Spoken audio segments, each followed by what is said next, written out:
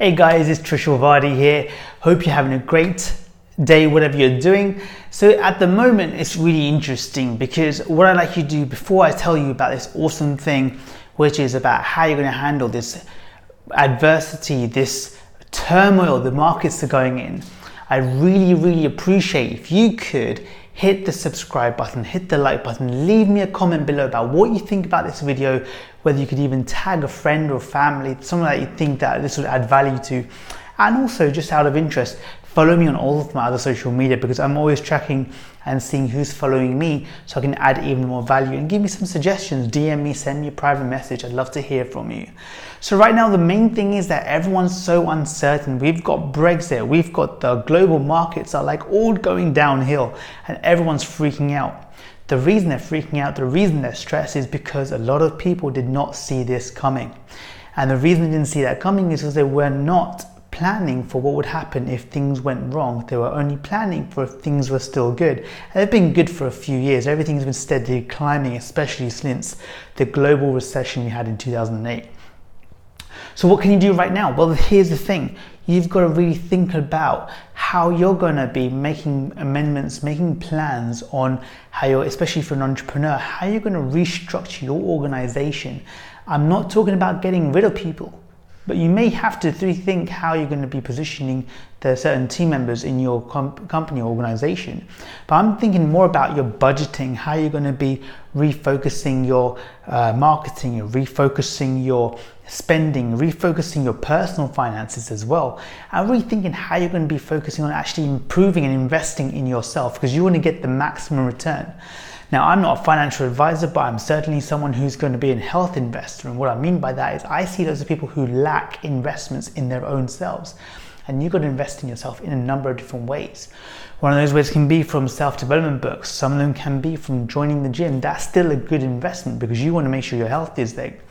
Money can go down, time can go away, but those things are things that you won't get back. Let me rephrase that. Time is something you can not get back, and health is something you cannot get back. So those two things you got to be really clear on. But what you can do is you can always get money back. You always get your friends back. You can always get all those other things, experiences back too. But what you can't get back is time and health. Once those two things go, then you're in a, it's very difficult to get those back, especially time. So you'll be wise about what you're doing right now. And you've got so many people. I mean, the worst thing I've seen, which is quite funny, is the word entrepreneur thrown about freely. I've been doing interviews for the last 12 to 13 years. And there's one question I've consistently asked throughout that period, which is, if you could have any job in the world, what would it be? And it's only been in the last 2 or 3 years that most people who come in and when I ask that question, they'll say, I want to be an entrepreneur. And I'm like, cool, great, that sounds awesome. What problem do you want to solve? The most common answer I have to that sub question is, well, I don't know, I just want to be an entrepreneur because my aunt's an entrepreneur and she goes on 3 holidays a year. That's not what an entrepreneur is.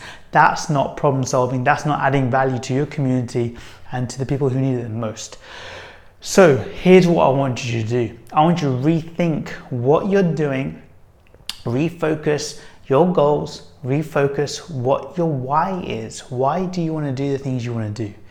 Rethink about whether you do need to have your own business, run your own thing, be an actual entrepreneur, or can you achieve the same thing by being part of a bigger team, being part of something that can actually add more value in a more structured way because all the hard work has already been done by those people like myself who've taken that risk of time and financial investment and strategy and made all the mistakes and learned from them and then gone and restructured it all and over time have developed it all.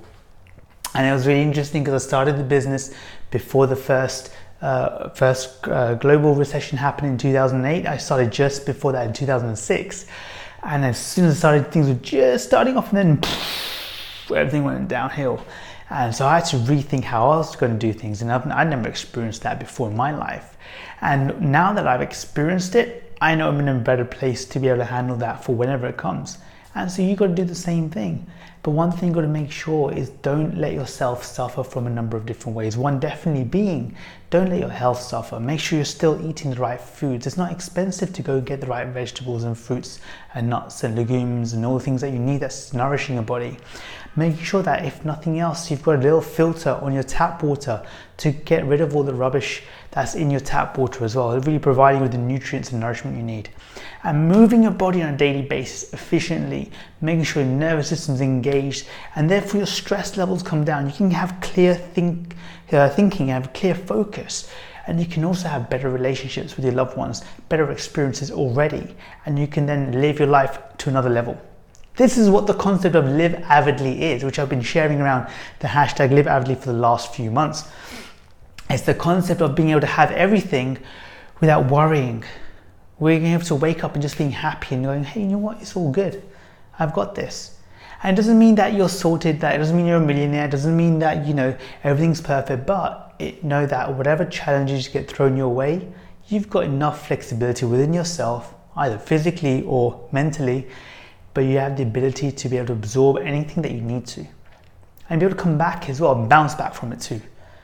Hey, I really hope this provided some value, because I've seen a lot of pain, stress pain, even people getting A-level results today, and you've got good news and bad news. When I got my A-level results, it wasn't what I wanted, it wasn't what I needed, but somehow I made it, and somehow I still went and achieved an unconditional offer because I was passionate about helping people. And so I basically sold myself to the people who are looking to provide me with an opportunity to go and learn and further my career. But also, we know so many people now, especially because of so many different advances in technology, where you don't have to have the A-level results that you may have once needed before. The world is smaller because of globalization, because of the internet as well, and because the travel is easier too, and it's cheaper.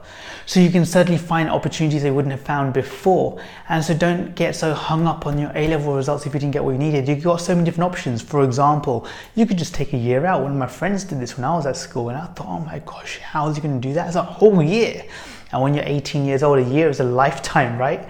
But it doesn't have to be so scary. He took a year out and he was able to reapply the next year, upgraded his grades, and then was able to do what he wanted to do. And he's doing some amazing things right now. Or you could look at it as an opportunity, listen to maybe what the universe is telling you, say, actually, maybe this isn't what I need. Maybe I've got to rethink what I want, and I'm actually going to go do something else.